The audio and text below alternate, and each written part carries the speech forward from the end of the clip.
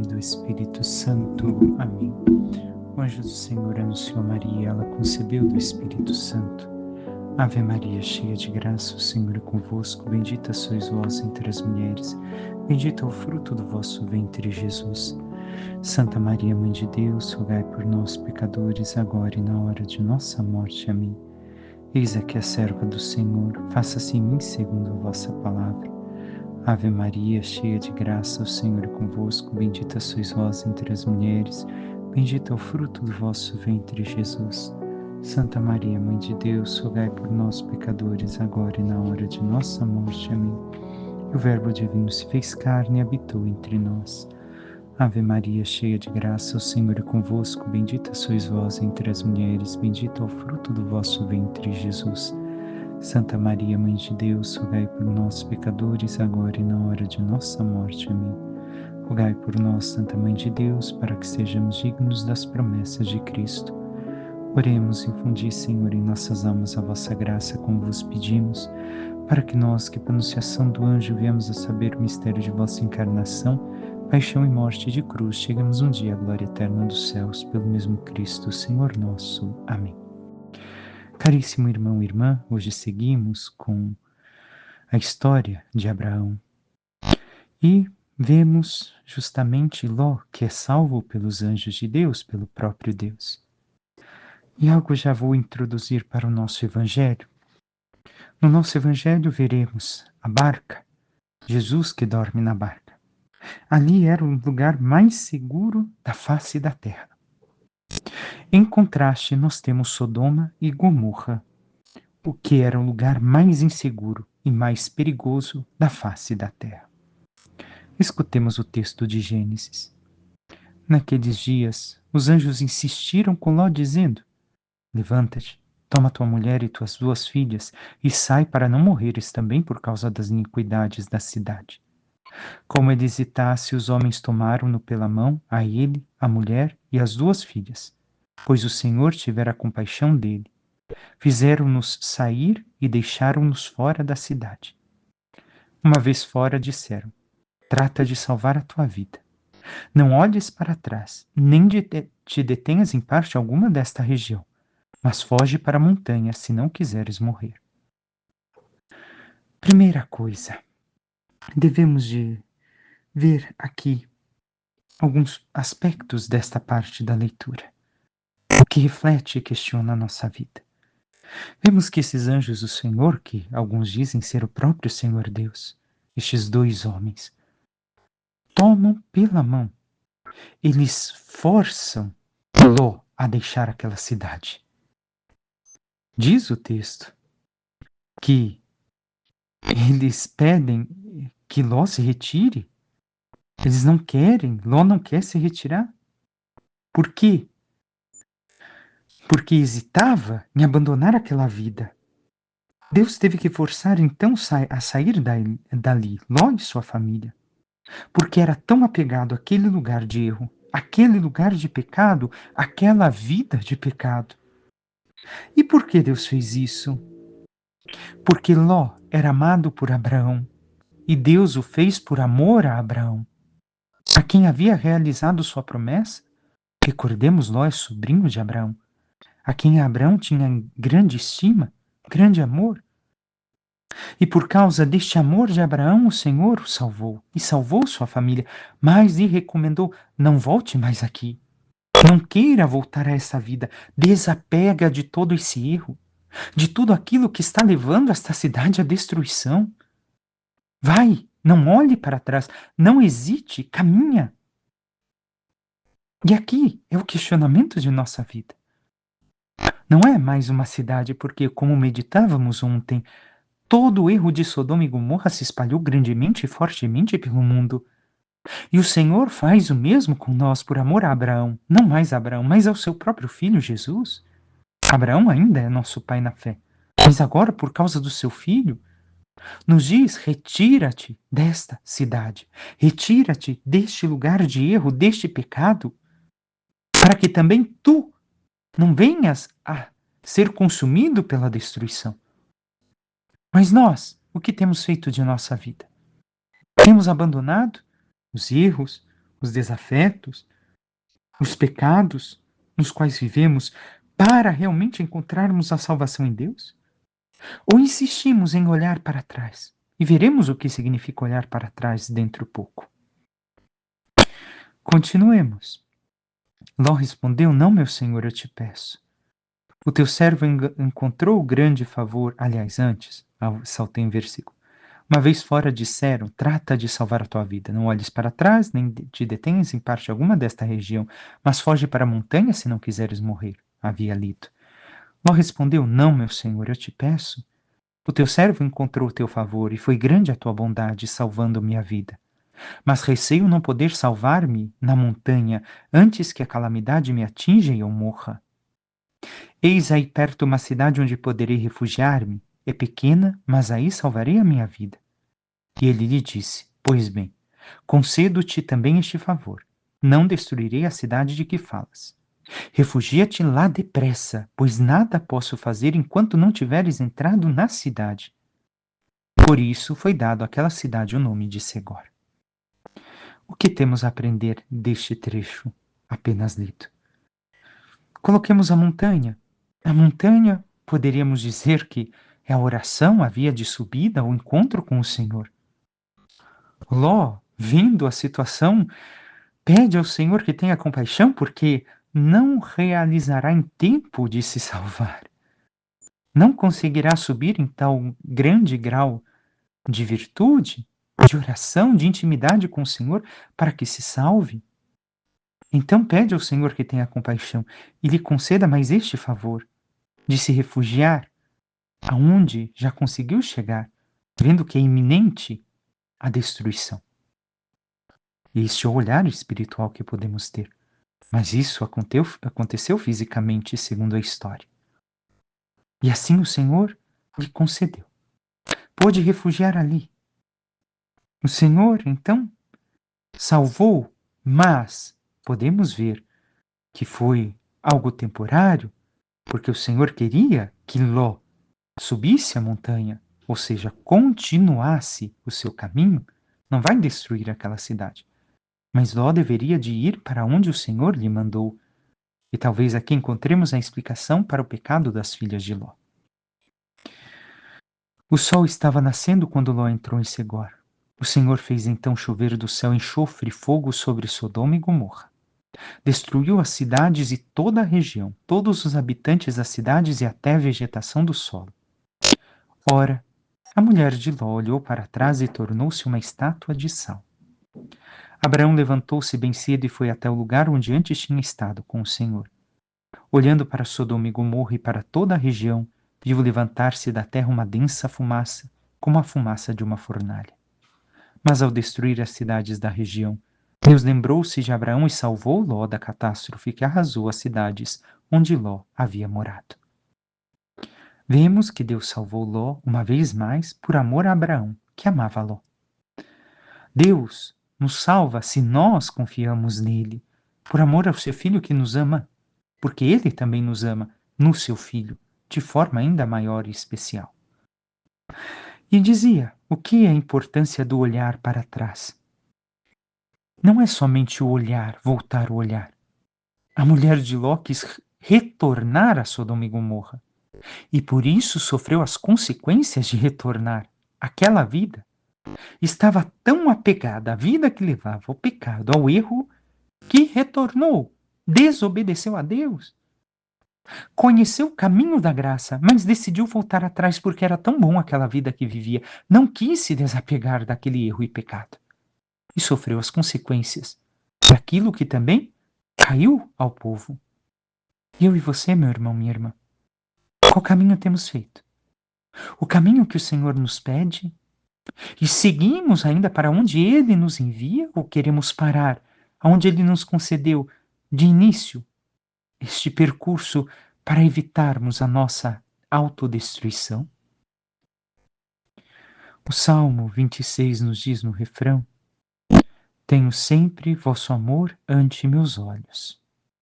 Realmente, temos sempre esta caridade de Deus para conosco diante da nossa visão.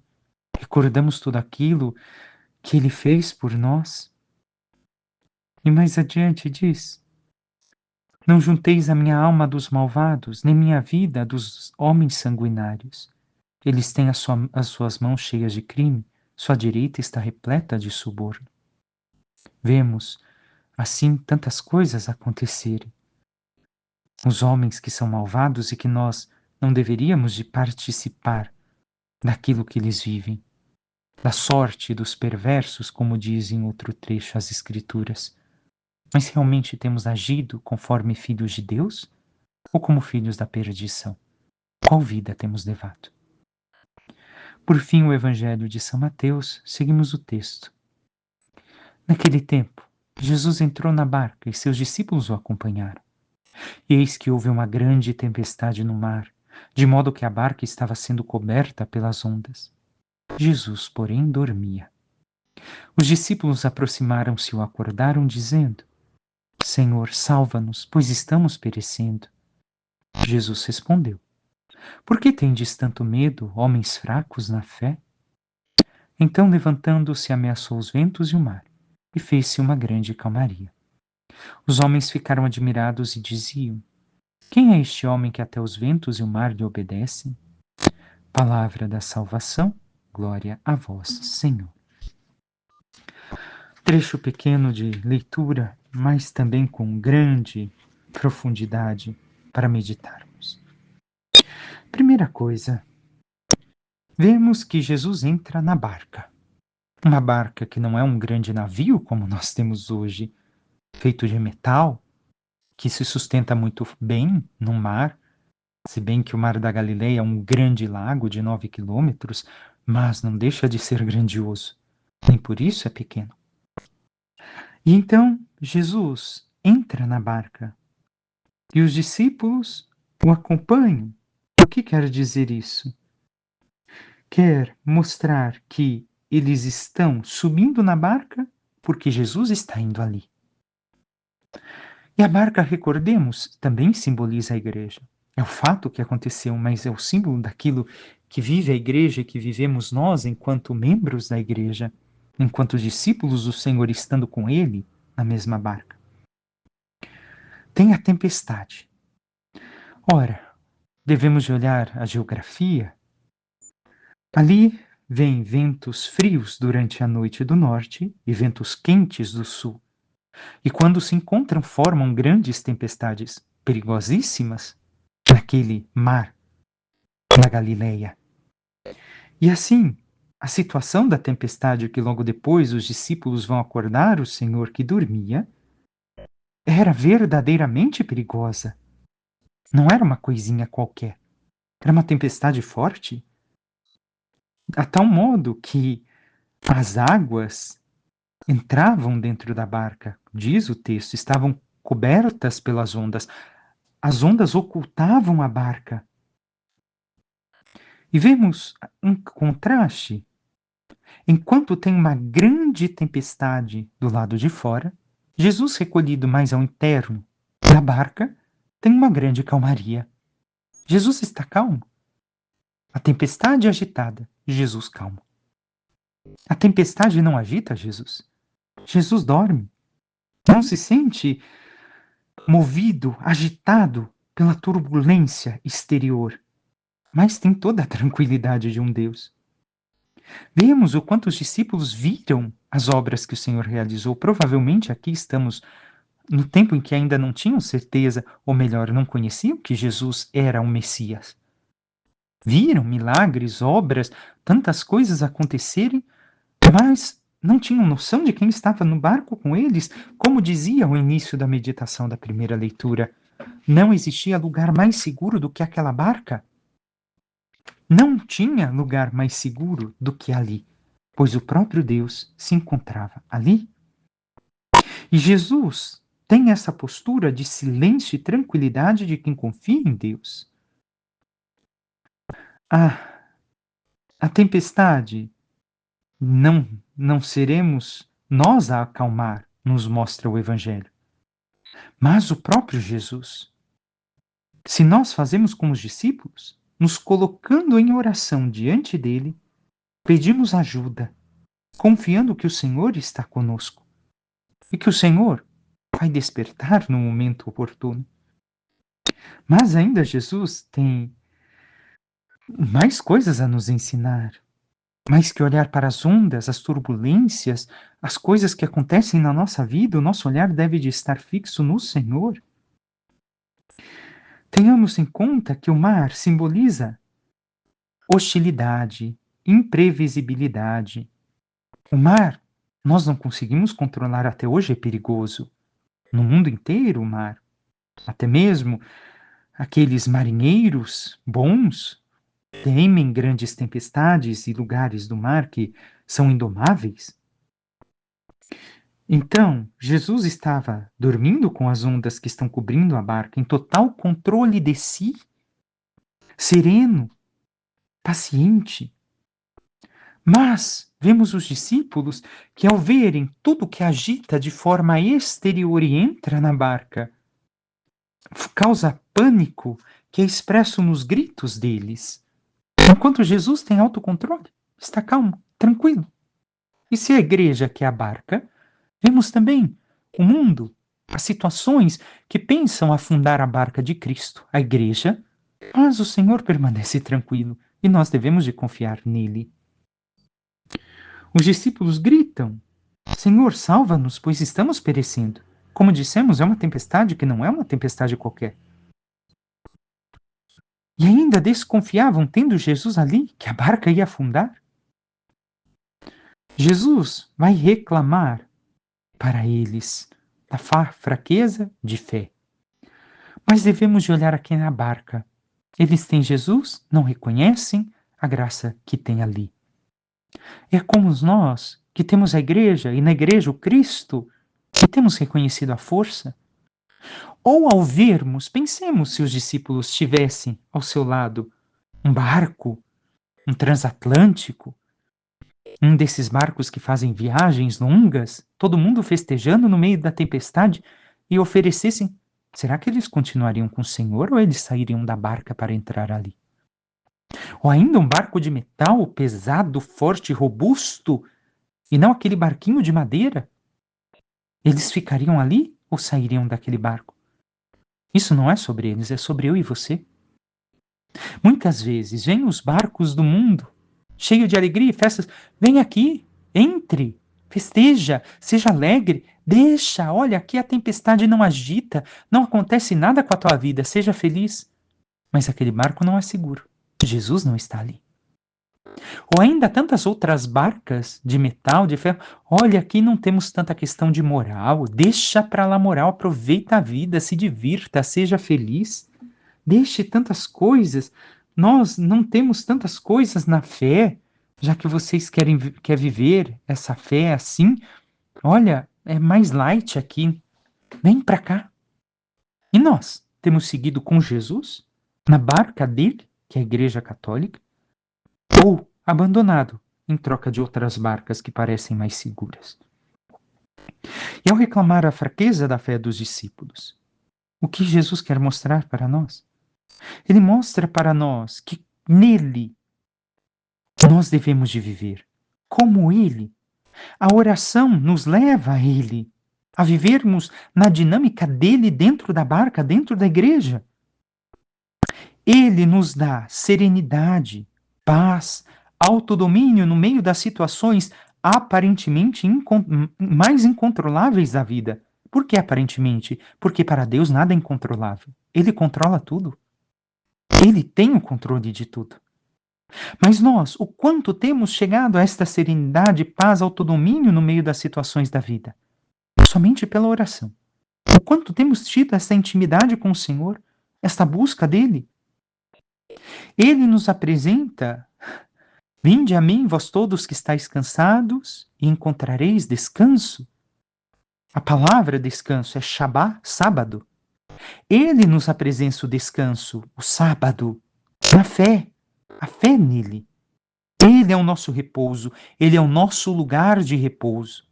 Se nós temos uma vida de oração, de busca de Deus, meditação da palavra, vivência de fé, a oração é o recurso que nós teremos para, de maneira sobrenatural, vivermos numa atmosfera calma, serena e tranquila que nos salva da agitação do mundo exterior.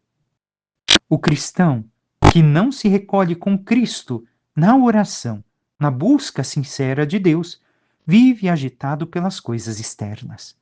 Não confia no Senhor. Sofre. Sofre, às vezes, por coisas que não deveria mais. E eu e você? Como temos vivido? Temos vivido esta intimidade de oração? Esta serenidade e tranquilidade que Jesus nos dá na fé? Recordemos o que existe na nossa volta, na sociedade, na cidade, no trabalho. Muita coisa é incontrolável. Não temos o controle. Então, não basta descansar com Cristo na oração, na fé, na intimidade. Muitas vezes devemos de fazer aquilo que Jesus fez ao final do Evangelho. Precisamos repreender, dar um basta, ameaçar os ventos e o mar, as coisas incontroláveis da vida, desviando o coração de tudo aquilo que nos aflige, tudo aquilo que não está no nosso controle, que só Deus pode controlar. Dando basta, desviando o foco, não focando o tempo todo na mesma coisa que está nos atormentando na nossa vida. E ao modo de dizermos a nós mesmos, não quero mais dar atenção àquilo que me agita, mas sim a Cristo. Porque Cristo é a minha paz. Porque Cristo irá me ajudar a solucionar esta tempestade. E assim temos vivido a nossa fé, a nossa vida com o Senhor? Ou temos esquecido desta intimidade, desta vivência de fé na igreja e no Senhor, através da oração, dos sacramentos e da palavra? Peçamos à Santíssima Virgem Maria, nossa Mãe, que interceda por cada um de nós e nos ajude a cada vez mais vivermos nesta intimidade com o Senhor, seguindo na sua igreja, para que, confiando nele em todos os momentos da nossa vida, mesmo em meio às tribulações, às tormentas, às dificuldades, possamos entrar em sintonia com ele, confiando que o Senhor, no momento certo, agirá.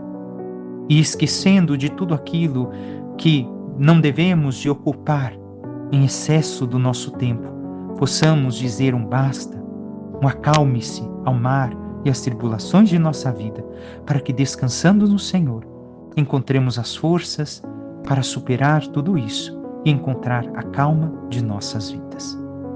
Louvado seja nosso Senhor Jesus Cristo, para que sempre seja louvado. Por intercessão da Santíssima Virgem Maria, de todos os santos e anjos de Deus, desça sobre vós, vossas famílias, vosso trabalho e tudo aquilo que vos pertence, a bênção do Deus Todo-Poderoso, que é Pai, Filho e Espírito Santo. Amém. Um santo e abençoado dia e mês a todos.